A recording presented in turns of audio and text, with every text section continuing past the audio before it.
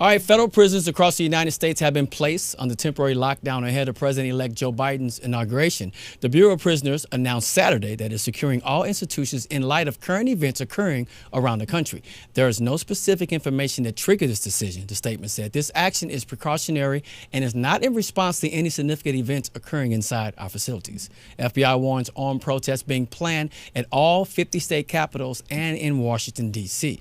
Security measures are being stepped up ahead of Inauguration Day, with federal, state, and local law enforcement agencies preparing for the possibility of more violence after rioters stormed the U.S. Capitol on January the 6th, leaving 5 people dead, including a Capitol police officer. Now, one of the main reasons they're doing this, too, is because the Bureau is moving some of its Special Operations Responses team from the prison facilities to Washington, D.C. They're going to be joining the 25,000 National Guards that we have to have go there. And I still think about, why do we have to be in this situation? Yeah.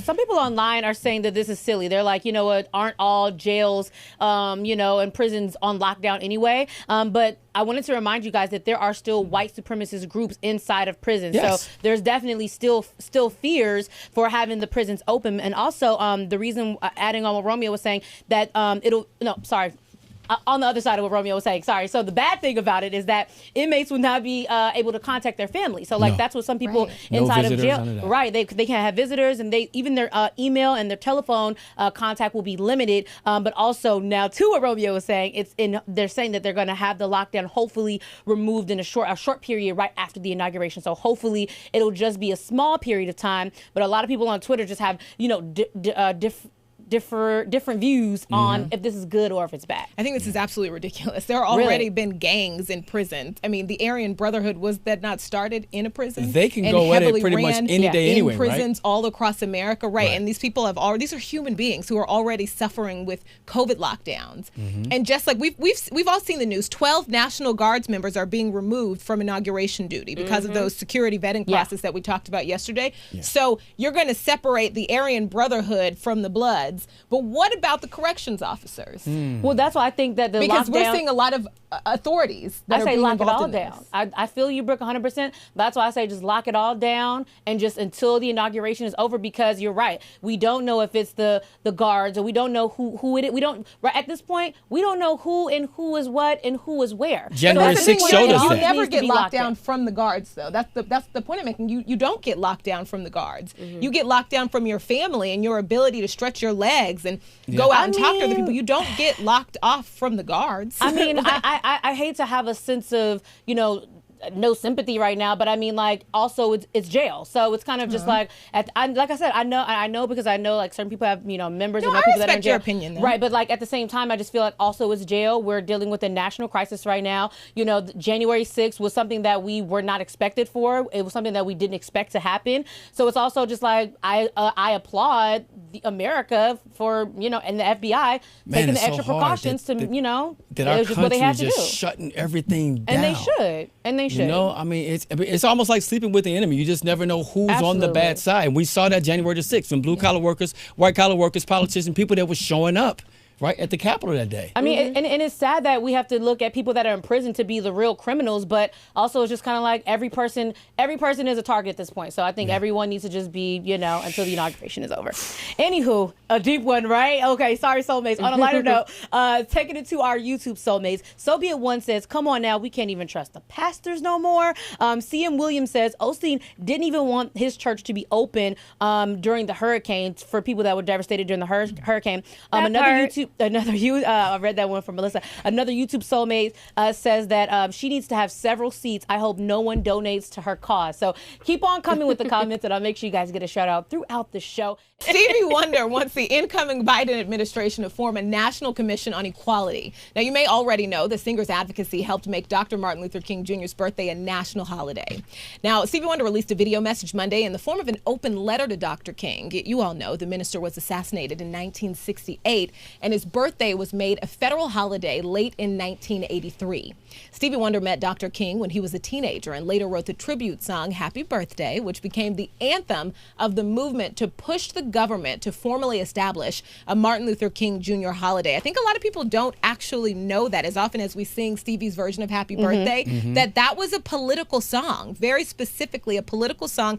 Every time you sing it, know that was a political song. That was a superstar using that song he created was using in a way for him to leverage his power to do something for all of the rest of us, to recognize a man that deserved a national holiday. I totally agree. I think that's always just a really cool trivia tidbit. And when you hear the story that triggered it all, it was April 4th, 1968. He was heading back to Detroit in the back of his car when he heard on the radio about what happened to Dr. Martin Luther King. And that's what triggered everything. And here we are now, having this song that we sing in honor of Dr. King. Yes. I love the facts. I love it.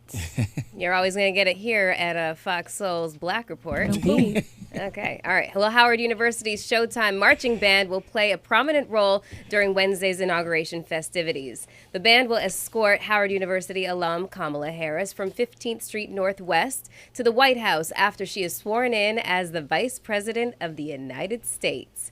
The band's drumline will be joined by Howard University's Flashy Flag Squad and Ooh La La dancers. According to the university, the band will only be about a third of its size as a precaution to ward off the spread of coronavirus.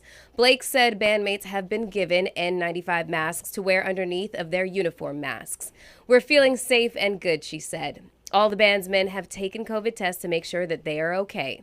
The band will perform a special drumline cadence during the inauguration. Be sure to check out our Fox Soul's Black Report inauguration live coverage starting at 8 a.m. Pacific Standard Time, 11 a.m. Eastern Standard Time. That's right here on Fox Soul. We're going to be bringing it to you from the Black perspective. And I don't know about you guys, but I am so excited to see the Howard University Marching Band. Absolutely. I have gone to Howard Homecoming countless times, and it is one of my favorite things about visiting the campus. Well, Howard in general is just an amazing place, just an amazing college university. Again, you guys know that I'm just jealous I didn't go to HBCU, but both of the bands that are going to be playing are deserving of this opportunity. You know, the University of Delaware, they hosted many voter registration events, but also can we just point to the fact that this Howard University band is where our Vice President-elect Kamala Harris became a member of Alpha Kappa Alpha Sorority Incorporated. I mean,